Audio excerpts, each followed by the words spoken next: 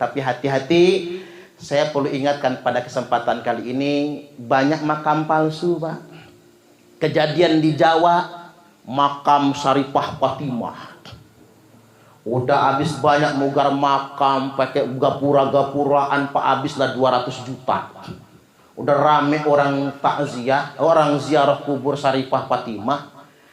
Ternyata itu bininya tukang tambel ban. Ya lakinya nangis. Saya sih seneng-seneng aja, kata lakinya. Makam bini saya itu diziarahi orang banyak. Cuma masalah kok namanya berubah ya. Jadi Syarifah Fatimah bukan Fatimah, bini saya itu, kata dia. Nah ini kemudian setelah dibongkar, ketahuan ada yang memalsukan makam.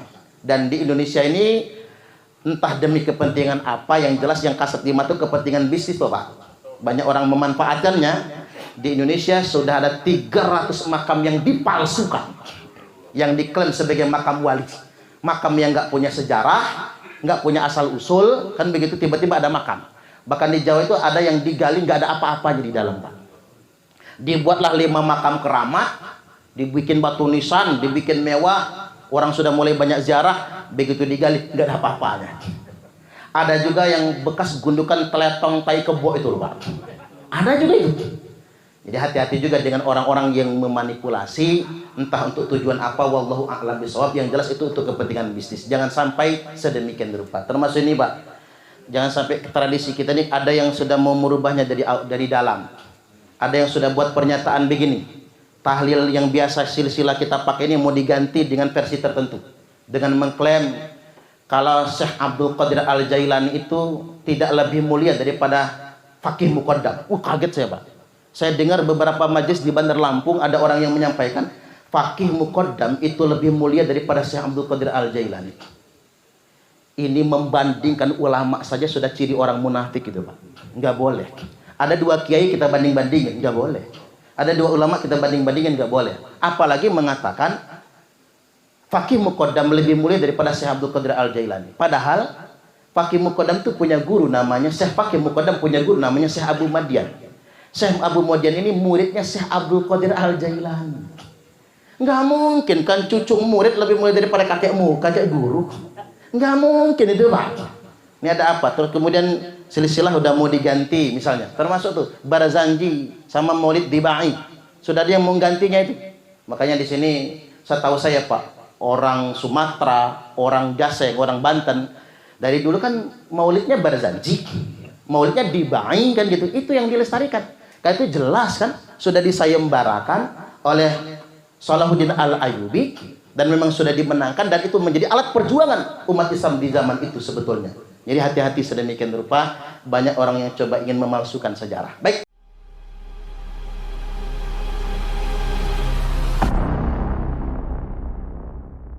Saya hendak menyampaikan bahwasanya apa sih manfaatnya mendoakan orang tua kita yang sudah wafat meninggal dunia.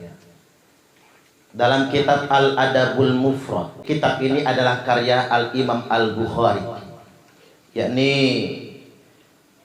pangkatnya saja Amirul Mukminina fil Hadis. Gelar ini bisa didapatkan oleh orang yang setidak-tidaknya menghafal 1 juta hadis hingga 10 juta hadis. Ada yang hafal 10 juta hadis, Pak. Boro-boro. Orang Indonesia ini cuman hafal kullu bid'atin dolalah. Wah, udah bid'ah aja semua di muka bumi ini, Pak. Yang benar dia dewe. Jadi disebutkan sebuah riwayat turfa'u lil mayyiti ba'da mautihi darajatuh. Diangkat derajat kemuliaan si mayit justru setelah matinya, ba'da mautihi. Berarti sebelumnya si mayit ini derajatnya nggak mulia. Dia dapat kemuliaan setelah kematiannya.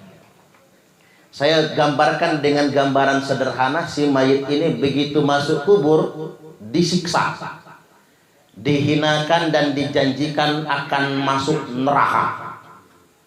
Tapi tiba-tiba pada suatu hari diangkat derajatnya Maka si ahli kubur ini kaget.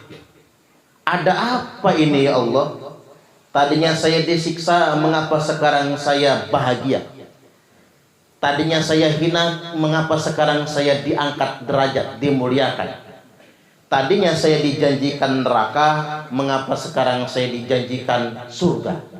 Malaikat langsung nyaut, waladuka astaghfirulaka, ini semua karena anakmu memohonkan ampun atas semua dosa-dosa.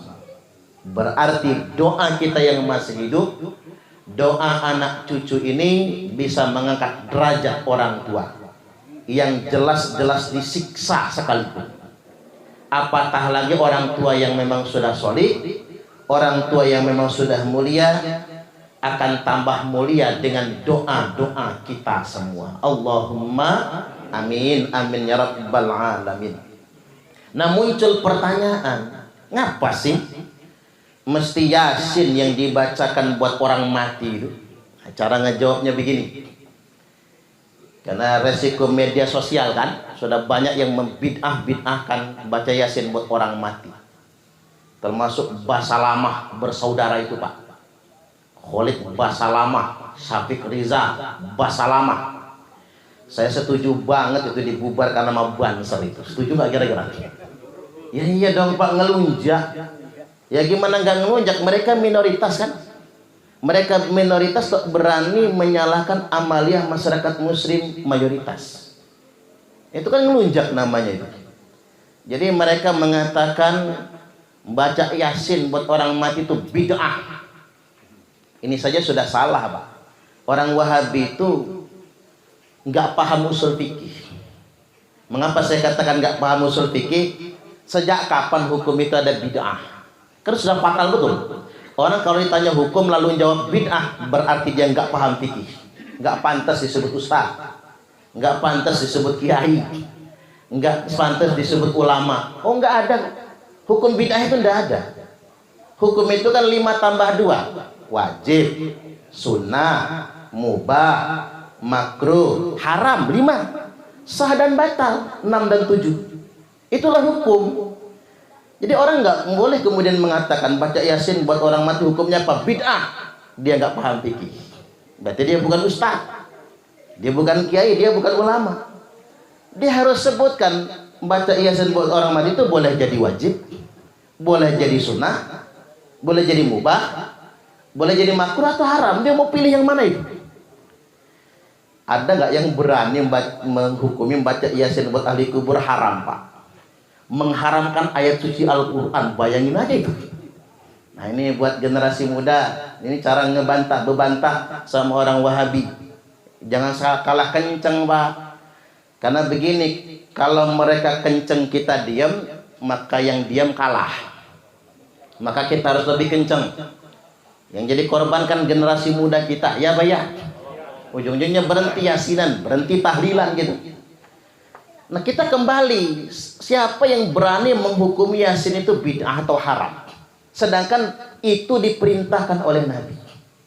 Jadi kalau ditanya mengapa mesti Yasin yang dibacakan buat orang mati, jawabnya begini, membacakan Yasin untuk mendoakan ahli kubur, orang yang sudah meninggal dunia, itu bukan perintah kiai, bukan perintah ustaz, bukan perintah muallim ajengan, tapi itu perintah Nabiullah Muhammad sallallahu alaihi wasallam.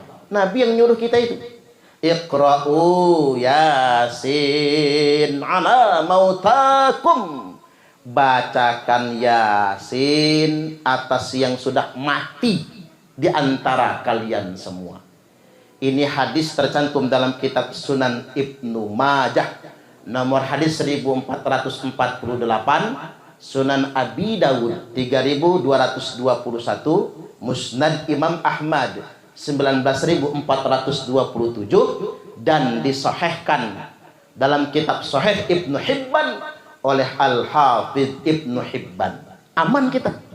Dalilnya ada, fatwa ulamanya jelas. Nah ini yang dibid'ah-bid'ahkan orang itu. Tapi mengapa banyak orang Indonesia terpengaruh Pak? Karena mereka kereng vokal, di mana-mana ngomong bid'ah. Nah, sedangkan kita yang Ahlussunnah wal Jamaah ini menang baik. Husnuzon saja nggak bisa begitu, nggak bisa. Ini jadi masalah. Wahabi itu dikit saja dia nyelele, apalagi kalau banyak. Apa jadinya bangsa kita ini? Ini penting saya pertegas pada kesempatan kali ini. Ini mesti dilestarikan dan mesti diberi pemahaman kepada anak-anak kita. Termasuk kemudian mereka sering menyandarkan kepada fatwa Imam Asy-Syafi'i rahimahullah ta'ala. Kata mereka, Imam Syafi'i melarang baca Al-Quran untuk orang mati. Siapa bilang? Kita bisa rujuk misalnya ke kitab Riyadhus Shalihin sajalah, yang paling tipis dari karya Imam Nawawi. Salah satu kitab Imam Nawawi yang nggak tebal-tebal, cuma 1 jilid kan. Di situ disebutkan perkataan langsung Imam Asy-Syafi'i, wa yustahabbu ayyuqra'a indahu syai'um minal Qur'an wa in khatamul Qur'ana indahu kana hasana. Alangkah baiknya, sangat disukai membaca indah di samping kubur, indal qabr, di samping kubur atau di samping jenazah, suatu surat atau suatu ayat dari Al-Quran. Wa in khatamul Qur'ana indahu, dan apabila dihatamkan Al-Quran semuanya di samping kubur, kana hasana, itu lebih baik lagi. Makanya usahakanlah hataman Al-Quran kita dimakan. Hataman Al-Quran itu sangat disukai oleh si ahli kubur yang bersangkutan. Saya nanya-nanya sama orang Salafi Wahabi itu, Pak, yang suka membid'ahkan ini. Mereka kan ngomong ziarah kubur haram dulu kan, membaca Quran di kubur haram. Saya tanya, kata saya, berani mengharamkan sesuatu itu kan harus ada dalilnya.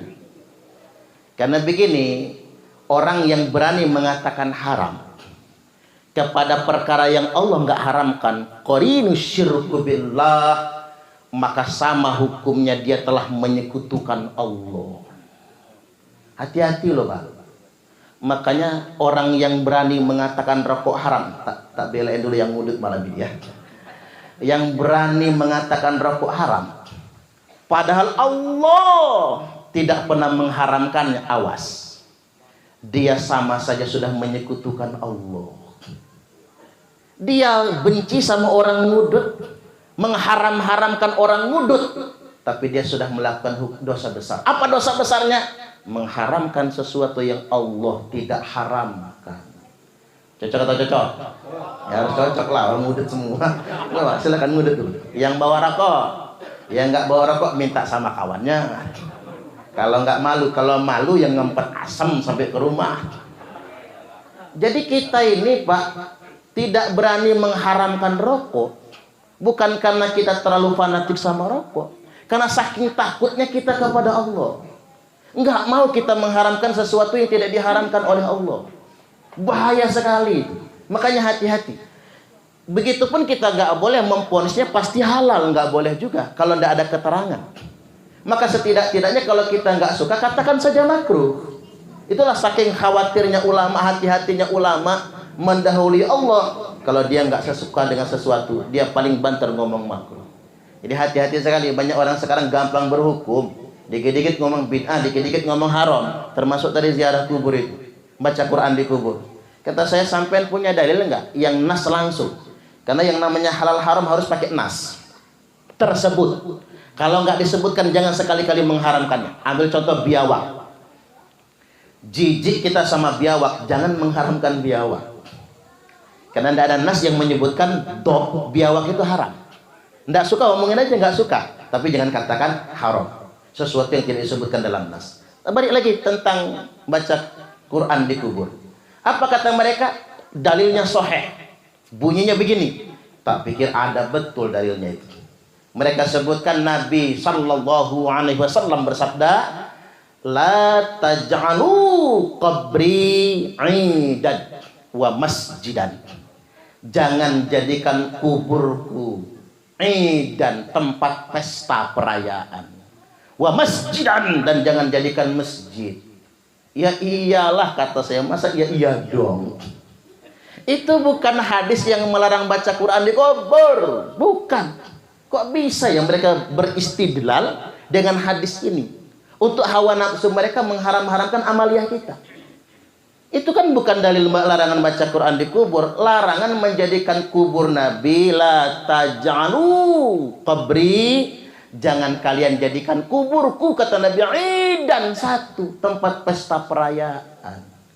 Umpama kita ngadain konser di kuburan, ngundanglah kita Dewi Persik, Pak, yaitu bisa dilaknat oleh ahli kubur. Atau pesta hajatan di kubur. Jangan sampai bapak-bapak nggak dapat halaman buat pesta anaknya nikahan, udah di atas kuburan aja panggungnya, bisa dilaknat. Atau sengaja walimah, nyembelih kambing walimah di pemakaman, itu yang nggak boleh. Wa masjidan, dan tidak boleh menjadikan kubur sebagai masjid. Maksudnya apa? Azan zuhur bukannya datang ke masjid, kita nenteng sajadah. Mau kemana Kang? Sholat di kuburan. Nah itu yang nggak boleh. Tapi kalau di masjidnya itu kan sekarang banyak masjid itu, Pak, terutama makam para wali itu ada masjid, ada pemakaman, boleh. Yang nggak boleh kan nyembah kuburannya. Kalau ada batas antara tempat kita sholat dengan kuburan, boleh. Mau kuburnya di depan, mau di samping kanan kiri, mau di belakang, boleh. Buktinya kita di Masjid Nabawi kan ada makom Nabi Sallallahu Alaihi Wasallam, makom Abu Bakar Umar radhiyallahu anhumah, itu di Masjid Nabawi loh, dalam masjid. Karena orang Wahabi mengatakan haram sholat di masjid yang ada makamnya. Berarti dia nggak mau sholat dong di Masjid Nabawi. Jelas ada makamnya di sana kan. Nah kadang-kadang mereka suka beristidlal semaunya berdasarkan hawa nafsu, dan yang paling mengkhawatirkan, mereka mengharamkan sesuatu yang tidak Allah dan Rasulnya haramkan. Itu bahaya sekali sebetulnya. Ini jangan sampai kita termasuk yang sedemikian rupa. Jadi sunnah membaca Al-Quran di pemakaman itu sunnah. 4 madhab berpendapat, Imam Hanafi, Imam Asy-Syafi'i, Imam Ahmad Ibnu Hanbal atau Imam Hambali, 3 madhab berfatwa membaca Quran di samping kubur atau di rumah nyampe manfaatnya untuk mayit. Cuman Imam Malik yang berkata la tasilu ilaih, nggak nyampe buat ahli kubur, pahalanya nggak nyampe. Kata Imam Malik, lakinnahu hasan, tapi membaca Qurannya itu bagus. Tujuannya buat apa? Tawasul. Bacaan Quran itu jadi tawasul untuk mendoakan si ahli kubur.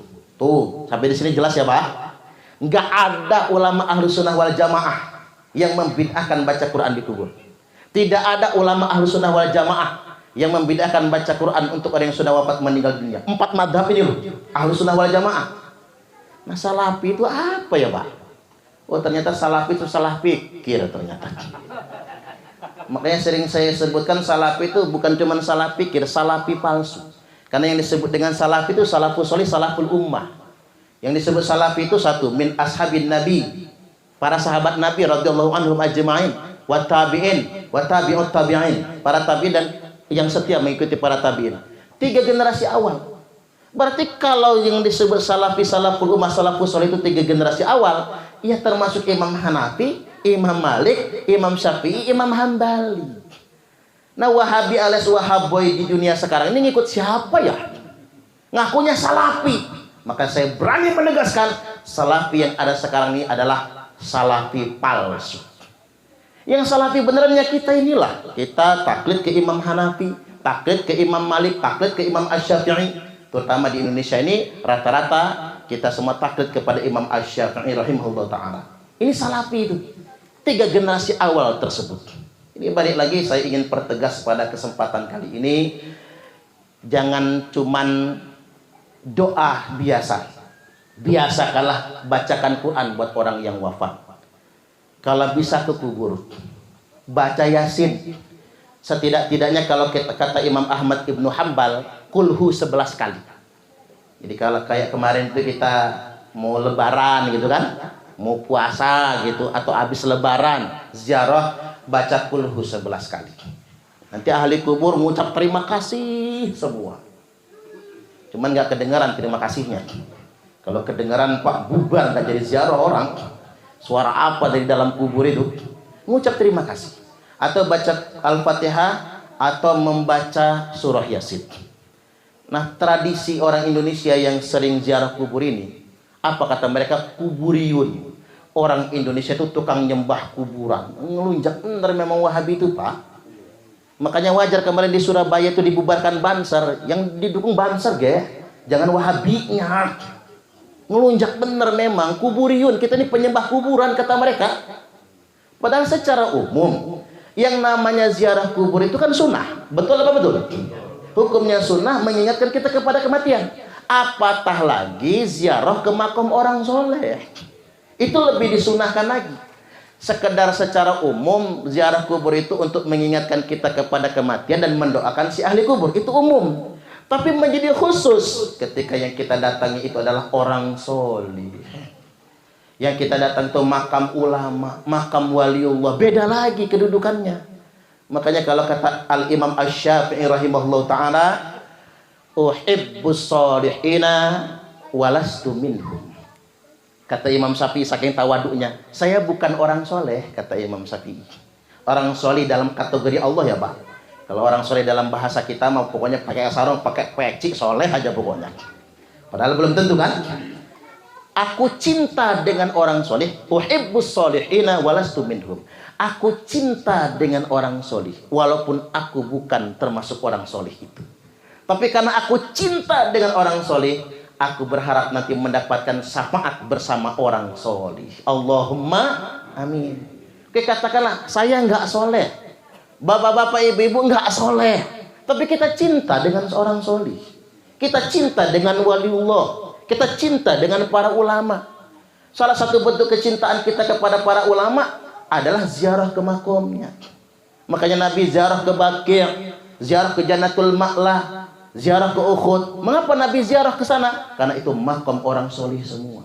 Kita ngikut Nabi menziarahi makam orang soleh. Harapannya mudah-mudahan kita mendapatkan syafaat. Allahumma amin, amin ya rabbal alamin. Lu kata mereka, kan orang soleh banyak yang masih hidup. Ngapain datengin orang yang sudah dikubur? Begini Pak, innamal a'malu bil khawatim.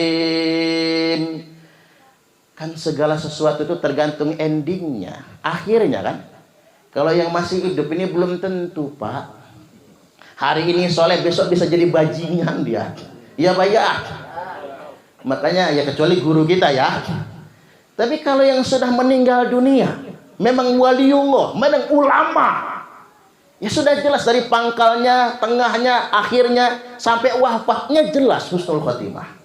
Jadi terbukti kan memang orang solih. Dan ingat, wala taqulu liman yuqtalu fi sabilillahi amwat. Jangan sekali-kali mengatakan wala taqulu liman yuqtal.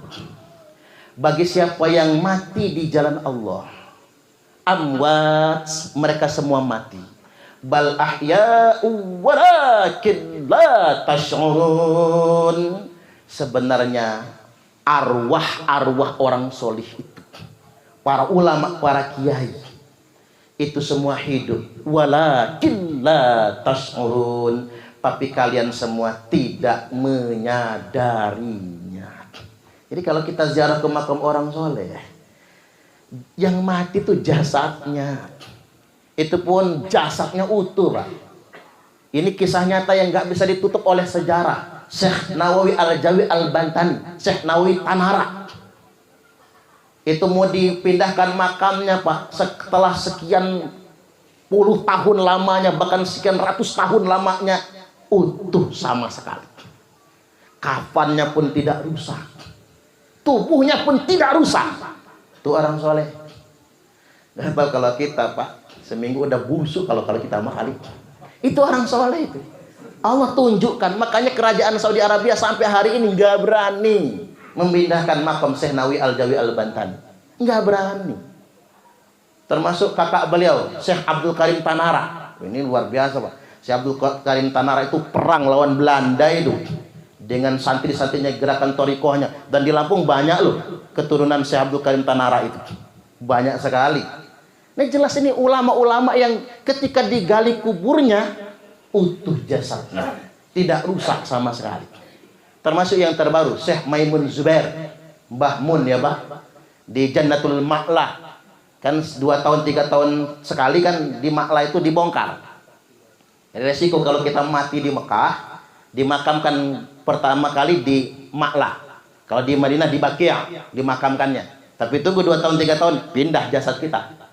Pas Mbah Maimun Zubair mau dipindahkan, makamnya utuh sama sekali. Apa kata penggali kubur? Syekh Maimun maujud, Syekh Maimun maujud. Enggak jadi dipindahkan. Ini Allah ingin membuktikan orang solih, ulama waliullah itu jasadnya utuh. Dia sebenarnya hidup. Jangan pernah menyangka dia mati, dia hidup. Jadi kalau kita ziarah ke makam orang solih, sama seperti kita ziarah kepada orang yang hidup sebetulnya. Makanya rajin-rajinlah ziarah ke makam orang solih.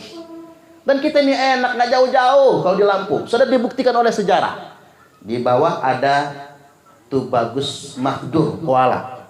Itu berdasarkan sejarah itu, Pak. Bukan cuma kesaksian, itu orang solih. Kemudian Tubagus Buang, Gunung Kunyit kan. Jadi ketika kita datang ke Tubagus Makhdum, Syekh Tubagus Makhdum, Syekh Waliullah Tubagus Buang di Gunung Kunyit, dekat. Bisa jalan kaki kalau malas naik kendaraan kan. Itu sama seperti kita menziarahi orang soleh. Kadang-kadang kita ini pangeh betul Wali Songo, capek keliling Indonesia. Walaupun saya juga heran, mengapa lah Bapak Ibu itu kalau ziarah Wali Songo nggak capek ya? Biasanya orang jalan jauh bisa stroke, itu enggak ya Pak ya? Ini luar biasa karomah para wali itu kan. Tapi kalau nggak mau jauh-jauh di Lampung banyak. Kiai Haji Golib di Preng Sewu misalnya. Saya ingin sampaikan begini Pak. Termasuk Raden Aji Saka, yakni Ratu Darah Putih. Kan kedudukannya begini.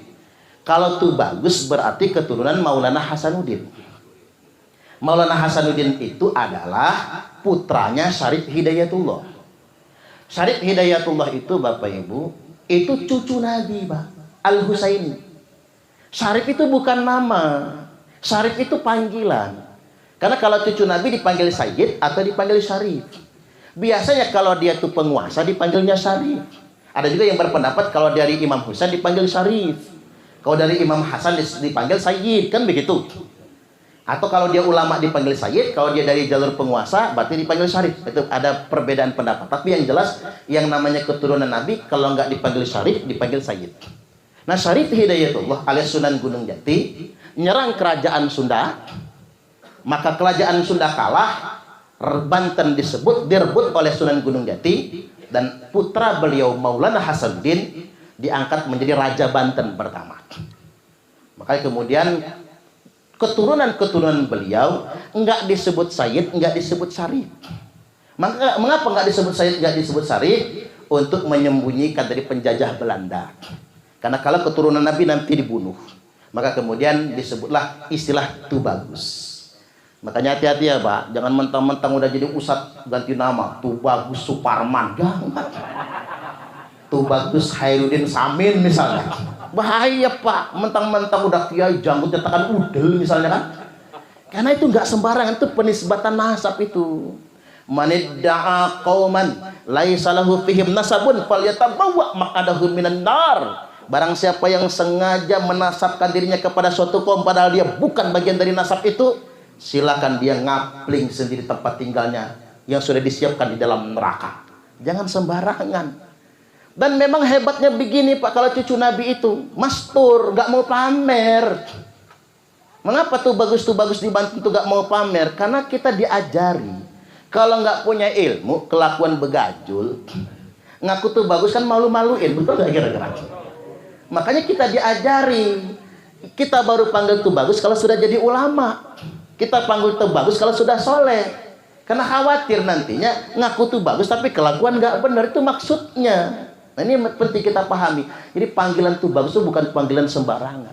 Makanya tuh bagus Makhdum, Waliullah tuh bagus Buang, dua-duanya adalah keturunan Syarif Hidayatullah Sunan Gunung Jati. Nah Sunan Gunung Jati juga menikahi putri Sinar Alam, putri Kerajaan Pugung, Lampung. Dari pernikahan Sunan Gunung Jati dengan putri Sinar Alam punya anak namanya Raden Muhammad Aji Saka. Makanya di beberapa wilayah di Jawa dan di Lampung, keturunan Sunan Gunung Jati atau keturunan zuriat Nabi tidak disebut dengan sebutan syarif, tidak disebut dengan sayyid, tapi disebut dengan sebutan Raden. Kalau di Banten tuh bagus, kalau di Lampung lebih dikenalnya Raden. Raden Muhammad Aji Saka ini lebih dikenal dengan istilah Ratu Darah Putih. Ada yang nanya sama saya, Ustaz, kok laki-laki dipanggil ratu? Karena saya batin, Pak, jalur perempuan putri sinar alam. Kalau pepadun harus dipanggil raja, tapi kalau saya batin dipanggil ratu, walaupun laki-laki, kan begitu. Raden Muhammad Aji Saka ini atau Ratu Darah Putih adalah keturunan Syarif Hidayatullah. Sedangkan Syarif Hidayatullah itu nyambung nasabnya kepada Nabiullah Muhammad sallallahu alaihi wasallam. Jadi yang namanya Tubagus sama Raden-Raden di Lampung ini kakak adik. Maulana Hasrin dan anak tua, sedangkan Muhammad Aji Saka, Raden Muhammad Aji Saka, anak dari istri muda. Jadi kakak adik satu nasab. Nah, punya cucu namanya Raden Intan Kesumaratu I. Raden Intan Kesumaratu I punya dua anak laki-laki yang disebutkan dalam pohon nasab. Satu, Raden Imba Kesumaratu dan Raden Bangsa Kesumaratu. Raden Imba Kesumaratu II punya anak namanya Raden Intan Kesumaratu II, yang kita kenal dengan Raden Intan II, yang dinobatkan sebagai pahlawan nasional asal Lampung. Jadi Raden Intan itu bukan orang sembarangan. Raden Intan itu selain pahlawan dan pejuang, beliau juga adalah duriahnya Sunan Gunung Jati, dan mudah-mudahan juga duriahnya Rasulullah sallallahu alaihi wasallam. Karena beliau wafatnya masih bujang, perang sama Belanda, wafatnya masih bujang, maka dilanjutkan oleh saudara sepupunya dari anak Raden Bangsa Kesumaratu, yakni Raden Muhammad Jamil. Nah, yang masih ada sampai sekarang ini adalah keturunan Raden Muhammad Jamil. Itu jelas itu. Jadi kalau mau ziarah ke makam, ziarahlah ke makam Ratu Darah Putih. Ziarah ke makam Raden Intan, jelas zuriat Nabi. Sama Pak, kakak adik memang dengan para Tubagus. Nah, ini penting kita garis bawahi. Ziarah ke makam orang solih yang sudah terbukti kesolihannya dan pejuang. Dan Raden Intan gugur di medan tempur dalam rangka berperang melawan Belanda. Bal ahya'u walakin la tash'urun. Beliau hidup walaupun kita semua enggak menyadari, karena beliau adalah ulama dari nasab sucinya Rasulullah SAW dan juga gugur di medan tempur. Sekali lagi, kebiasaan orang kita yang ziarah. Tadi saya lewat bawah, Pak. Kita lihat masih ada bis tuh depan area masuk makom Tubagus apa Makdum ya, Pak, di Kuala. Nah, itu bagus itu. Tapi jangan mistik, Pak. Ya, Bapak, mudah-mudahan setelah ziarah saya jadi sakti. Enggak begitu maksudnya. Tujuan kita ziarah ke makam waliullah itu mudah-mudahan kita belum soleh, kita belum takwa, tapi mudah-mudahan kita nanti mendapatkan syafaat bersama beliau-beliau tersebut. Allahumma amin, amin ya rabbal alamin. Itu maksudnya. Tapi hati-hati, saya perlu ingatkan pada kesempatan kali ini, banyak makam palsu, Pak. Kejadian di Jawa, makam Syarifah Fatimah. Udah habis banyak mugar makam, pakai gapura-gapuraan, Pak, habislah 200 juta. Udah rame orang takziah, orang ziarah kubur Syarifah Fatimah. Ternyata itu bininya tukang tambel ban. Ya, lakinya nangis. Saya sih seneng-seneng aja, kata lakinya. Makam bini saya itu diziarahi orang banyak. Cuma masalah kok namanya berubah ya. Jadi Syarifah Fatimah bukan Fatimah, bini saya itu, kata dia. Nah, ini kemudian setelah dibongkar ketahuan ada yang memalsukan makam. Dan di Indonesia ini entah demi kepentingan apa, yang jelas yang kasat lima itu kepentingan bisnis, Pak. Banyak orang memanfaatkannya. Di Indonesia sudah ada 300 makam yang dipalsukan, yang diklaim sebagai makam wali. Makam yang nggak punya sejarah, nggak punya asal usul, kan begitu, tiba-tiba ada makam. Bahkan di Jawa itu ada yang digali nggak ada apa-apanya di dalam, Pak. Dibuatlah 5 makam keramat, dibikin batu nisan, dibikin mewah, orang sudah mulai banyak ziarah, begitu digali nggak ada apa-apanya.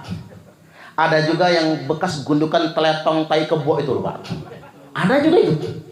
Jadi hati-hati juga dengan orang-orang yang memanipulasi, entah untuk tujuan apa, wallahu a'lam bishawab. Yang jelas itu untuk kepentingan bisnis. Jangan sampai sedemikian rupa. Termasuk ini, Pak. Jangan sampai tradisi kita ini ada yang sudah mau merubahnya dari dalam. Ada yang sudah buat pernyataan begini. Tahlil yang biasa silsilah kita pakai ini mau diganti dengan versi tertentu. Dengan mengklaim kalau Syekh Abdul Qadir Al-Jailani itu tidak lebih mulia daripada Fakih Muqaddam. Kaget saya, Pak. Saya dengar beberapa majelis di Bandar Lampung ada orang yang menyampaikan Fakih Muqaddam itu lebih mulia daripada Syekh Abdul Qadir Al-Jailani. Ini membandingkan ulama saja sudah ciri orang munafik itu, Pak. Enggak boleh. Ada dua kiai kita banding-bandingin, enggak boleh. Ada dua ulama kita banding-bandingin, enggak boleh. Apalagi mengatakan Fakih Muqaddam lebih mulia daripada Syekh Abdul Qadir Al-Jailani. Padahal Fakih Muqaddam itu punya guru namanya Syekh Fakih Muqaddam punya guru namanya Syekh Abu Madian. Syekh Abu Madian ini muridnya Syekh Abdul Qadir Al-Jailani. Enggak mungkin kan cucu murid lebih mulia daripada kakek guru. Enggak mungkin itu, Pak. Ini ada apa? Terus kemudian silsilah udah mau diganti misalnya. Termasuk tuh Barazanji sama Maulid Dibai. Sudah ada yang mau gantinya itu. Makanya di sini setahu saya, Pak, orang Sumatera, orang Jaseng, orang Banten dari dulu kan maulidnya Barazanji.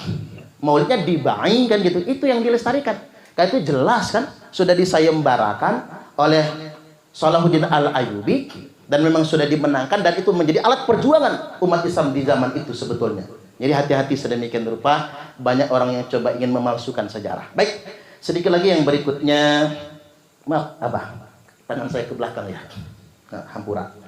Yang berikutnya yang hendak saya sampaikan pada kesempatan kali ini, kita ini sebagai umat Nabi pasti akan mati juga. Betul apa betul? Tapi mudah-mudahan Bapak Ibu kita matinya husnul khatimah. Nah, karena kita bakal mati, saya nggak mau nakut-nakutin malam ini. Saya mau sampaikan dua kabar gembira. Semua umat Nabi ini dapat syafaat, Pak. Siapapun dia. Walaupun kita ini nggak berjubah gitu, walaupun kita ini jidatnya nggak sampai kapalan sholatnya gitu, dapat syafaat. Nabi sallallahu alaihi wasallam telah bersabda, likulli nabiyyin da'watum mustajabah. Tiap-tiap nabi itu punya doa yang pasti dikabulkan. Fata'ajjala kullu nabiyyin da'watah.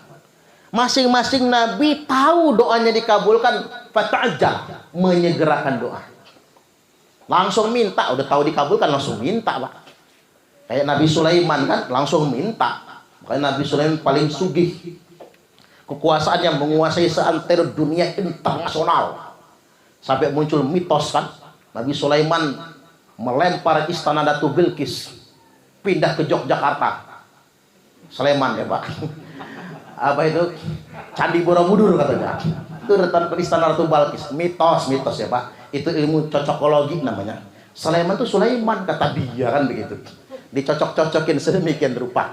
Tapi memang jelas Nabi Sulaiman itu wafat saja kan nggak ketahuan. Megang tongkatnya. Saking saktinya Nabi Sulaiman itu. Megang tongkatnya wafat nggak ketahuan. Dan ternyata sudah dimakan oleh rayap. Dimakan oleh rayap tongkatnya. Kemudian beliau ambruk. Baru ketahuan kalau sudah wafat meninggal dunia. Kekuasaan dia minta Allah kasih.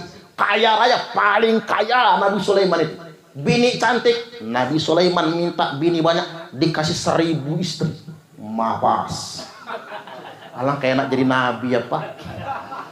Sayangnya saya ini bukan Nabi Suparman ya. Enak betul jadi nabi itu. Dan Nabi Sulaiman itu bukan cuma banyak istri, tapi sanggup menafkahi istri. Jangan sampai bapak-bapak gengsi menang gengsi. Orang Jaseng menang gengsi, pengennya kawin aja lagi. Tapi dalaman nggak kuat lagi. Akhirnya minum obat kuat, stroke. Nabi Sulaiman tuh punya bini 1000 cukup, Pak. Bininya bisa digilir dalam 1 malam. Makanya Baghdad terkenal dengan sebutan negeri 1001 malam. Karena bini 1000 digilir cuma dalam 1 malam. Saya jadi bingung apa jamunya itu ya, Pak ya. Artinya Nabi Sulaiman itu bukan cuma mampu secara materi, cuma mampu fisiknya. Makanya bapak-bapak jangan demen banget kawin lagi tuh kalau nggak sanggup. Ujung-ujungnya minum kopi apa, Pak? kopi gladiator ya. Akhirnya minum kopi gladiator, keseringan minum kopi gladiator, stroke. Hanya 4 bini anggurin semua. Ya, jangan sampai sedemikian rupa. Nabi-nabi yang lain itu doanya dikabulkan semua. Langsung minta, kecuali saya, kata Nabi. Ketika Jibril datang, Muhammad, doamu sekarang akan dikabulkan, nggak jadi minta. Dikasih kesempatan doa mustajabah, nggak jadi minta. Wa inni ikhtabatu da'wati. Aku sengaja, kata Nabi, ku tabungin doa itu. Syafa'atan li ummati yaumal qiyamah. Itu akan aku jadikan tukaran. Akan aku tukar, barter, menjadi syafaat untuk umatku di hari kiamat nanti.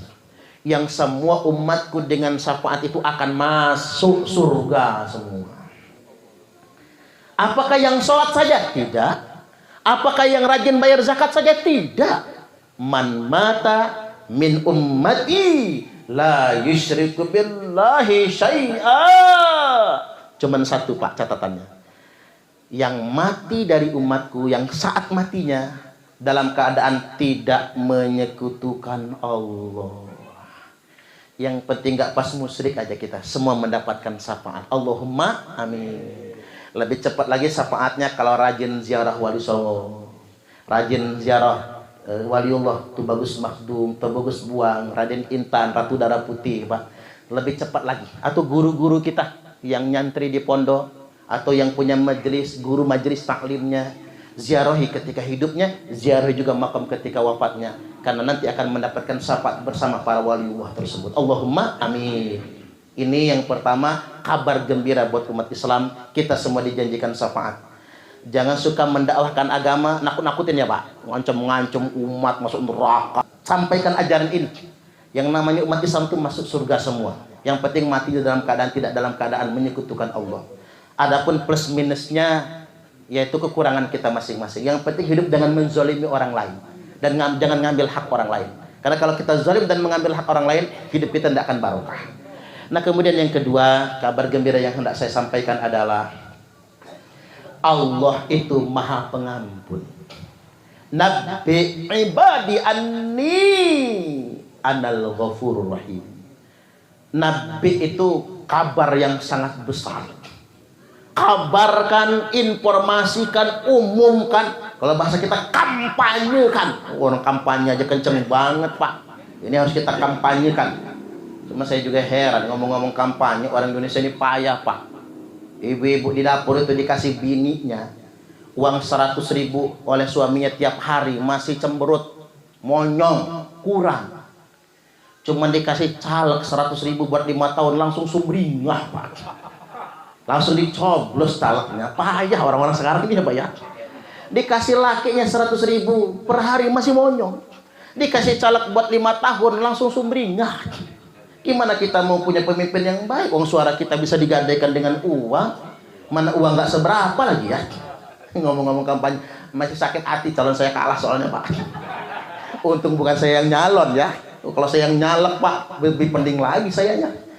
Jadi balik lagi saya ingin tegaskan bahwasanya untuk urusan politik saja orang mengkampanyekan. Ini urusan ampunan. Nabi kampanyekan, kabarkan, umumkan. Ibadi anni anal ghafurur rahim. Kepada hamba-hambaku, sesungguhnya aku, kata Allah, aku Maha Pengampun lagi Maha Penyayang. Allah Maha Pengampun. Makanya kita harus selalu bertobat. Habis sholat kita istighfar, nyontoh Nabi lah. Minimal 3 kali, kalau bisa sampai 100 kali. Karena Nabi beristighfar setiap hari paling sedikit hingga 100 kali. Setidak-tidaknya habis sholat kita istighfar 3 kali, diampuni dosa. Walau kanat mitla zabadil bahar. Walaupun dosanya sebanyak buih yang ada di lautan, semakin banyak. Istighfar habis sholat 3 kali. Nah, kebiasaan orang-orang di Bandar Lampung ini habis sholat maghrib, Allahumma ajirna minan nar. Itu bacanya usahakan jangan 3 kali, Pak. Kalau habis maghrib 7 kali. Kalau habis subuh 7 kali. Karena kalau kita mati membaca habis maghrib Allahumma ajirni minan nar sab'a marrat 7 kali, mati malam itu kutibalaka jiwarum minha, ditetapkan bagimu, kata Nabi, bebas dari api neraka. Kalau membaca subuhnya 7 kali, subuh 7 kali, mati di hari itu, maka ditetapkan bagimu bebas dari api neraka. Baik betul Allah itu. Yang penting kita mau bertobat. Nah, makanya saya closing dengan kalimat begini. Nabi mohon kepada Allah, terimalah taubat umatku ya Allah.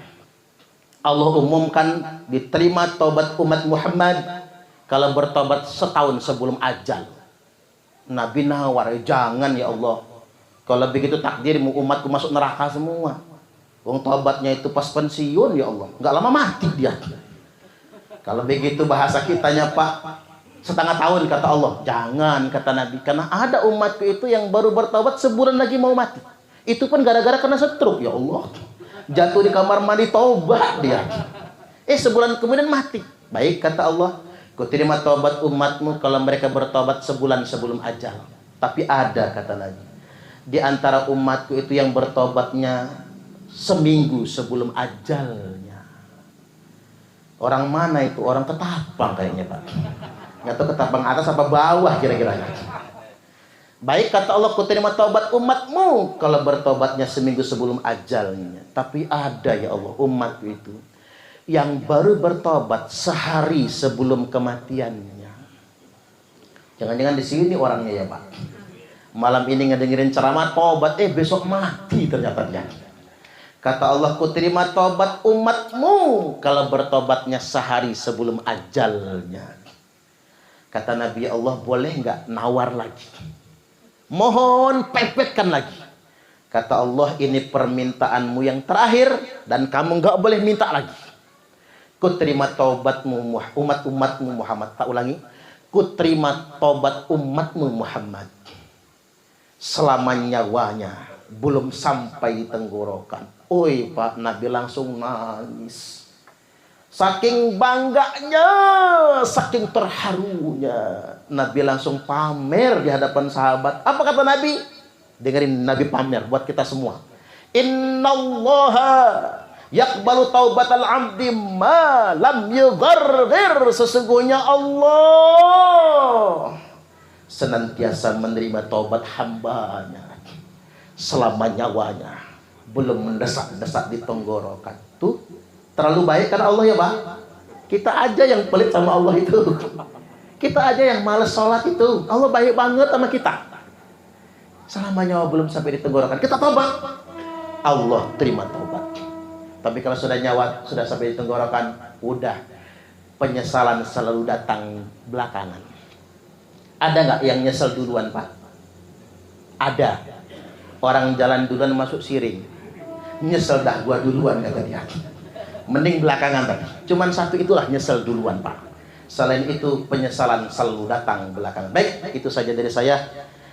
Kurang lebihnya mohon maaf. Mudah-mudahan ini semua bermanfaat. Nanti tonton di YouTube ya Pak. Sambungan ceramah kita pas 7 hari yang lalu. Sekali lagi siap diamalkan. Mari kita banyak mendoakan orang tua kita, mendoakan keluarga kita. Ziarah ke makam orang solih, karena kita ini banyak kekurangan, kita ini banyak dosa. Dengan ziarah ke orang solih yang masih hidup maupun orang solih yang sudah wafat meninggal dunia, mudah-mudahan kita selamat dunia sampai akhirat nantinya. Wallahul muwaffiq ila aqwamit thoriq. Wassalamualaikum warahmatullahi wabarakatuh. Kami adalah Laskar Sabilillah, pecinta Wali Songo dan para anbiya, pewaris peradaban Islam di Nusantara hingga berkibar bangsa Indonesia.